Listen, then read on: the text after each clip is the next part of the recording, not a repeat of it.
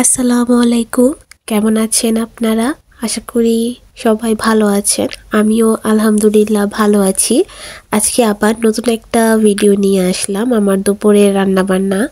তো এখানে আমি সব কিছু গুছিয়ে নিয়েছি। আজকে আমি পেঁপে রান্না করব, ছোট মাছ রান্না করব আর ইলিশ মাছ রান্না করব।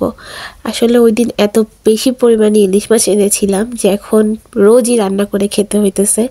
শেষ তো করতে হবে, বেশি দিন ফ্রিজে রেখে দিলে এই মাছগুলো খেতে ভালো লাগে না। তো আমি এখানে ছোট মাছটা আগে হাতে মাখিয়ে তারপরে রান্না করব। এই জন্য এখানে তেল দিয়ে মাছগুলো দিয়ে দিয়েছি। এখন বাটা মশলাগুলো দিয়ে দিচ্ছি। এখানে আমি পেঁয়াজ বাটা, আদা বাটা, রসুন বাটা দিয়েছি। আর দিচ্ছি হলো গিয়ে হলুদের গুঁড়া, মরিচের গুঁড়া আর হলো একটু ধনিয়ার গুঁড়া। এগুলো দিয়ে আমি ভালো মতো মাছটাকে মাখিয়ে তারপরে চুলায় বসিয়ে দিব। আমার কাছে মনে হয় যে আমার কাছে আর কি মাছটাকে মাখিয়ে রান্না করলেই ভালো লাগে। তো এখানে চুলায় বসিয়ে দিয়ে আমি আর একটু পেঁয়াজ কুচি দিয়ে দিয়েছি। আমি প্রত্যেকটা তেই পেঁয়াজ বাটা, পেঁয়াজের কুচি দিয়ে থাকি। তো এখানে আমার মাছটা রান্না করা হয়ে গিয়েছে, এখন এটাকে উঠিয়ে নিচ্ছি। দেখুন কি সুন্দর মাছের কালারটা হয়েছে। আর এখানে আমি একটু কাঁচামরিচও দিয়ে দিয়েছিলাম। এখন উঠানোর পরে উপর থেকে একটু ভাজা জিরার গুঁড়া দিয়ে দিচ্ছি, স্মেলটা ভালো আসবে। এখন আমি পেঁপেটা রান্না করে নিব। এখানে আমি প্রথমে তেল দিয়ে পেঁয়াজ দিয়ে নিয়েছি। আর পেঁপেটা আমি চিংড়ি মাছ দিয়ে রান্না করব, তাই সামান্য একটু চিংড়ি মাছ দিয়ে দিয়েছি। তো আজকে পেঁপে রান্নাতে একটা ঝামেলা হয়ে গিয়েছিল, আমি রান্নার সময় কথা বলছিলাম যার কারণে মশলা বেশি হয়ে গিয়েছে। আর পেঁপের কালারটাও দেখলে আপনারা বুঝবেন যে তরকারির কালারটাও একটু লাল হয়ে গিয়েছে। বাট পেঁপে বা লাউ এইসব সবসময় হালকা মশলা দিতে হয়, কিন্তু ওদিন মশলাটা বেশি পড়ে গিয়েছিল। আর এখানে আমি সব সময় আগে গুঁড়া মশলা দিই, তারপর বাটা মশলা দিই, কিন্তু ওই দিন আগে বাটা মশলা দিয়েছি, তারপর ওটা কষানো হয়ে গিয়েছে, তারপর গুঁড়া মশলা দিয়েছি। কি একটা অবস্থা!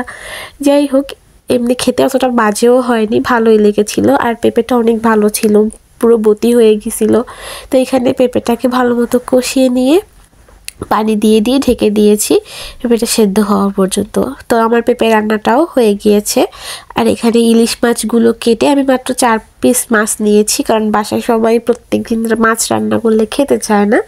তো এই মাছগুলোকে তেলের উপরে ভালো মতো ভেজে নিচ্ছি। এইভাবে ভেজে খেতেই আমার কাছে ভালো লাগে তরকারি রান্না করার চাইতে। তো এই যে এখানে আমার মাছটাও ভাজা হয়ে গিয়েছে, দেখুন কি সুন্দর দেখতে হয়েছে। তো এই তো দুপুরে রান্না সব শেষ। এখন আজকে দেখাচ্ছি আমার ব্যাকয়ার্ডটা। এত বাজে ওয়েদার চলতেছে, আর আমার তো ঠান্ডাই লেগে গেছে। এরকম গরম ঠান্ডা কি একটা অবস্থা। আর এই দিন তো পুরো সারাটা দিন বৃষ্টি হচ্ছিল। আর এমনিও মনটাও ভালো ছিল না।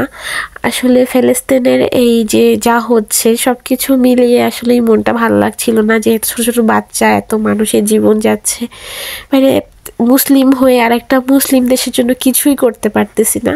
যাই হোক, দোয়া করা ছাড়া তো আর কিছু করার নেই। দোয়া করি আল্লাহ তাদেরকে শান্তি দিক, তাদের এই যুদ্ধ শেষ হোক। তো এর এই যে ওয়েদার, যে সারাদিন একটা বৃষ্টি, কার বৃষ্টি কেমন লাগে জানি না, কিন্তু আমার কাছে বৃষ্টি ভালো লাগে না।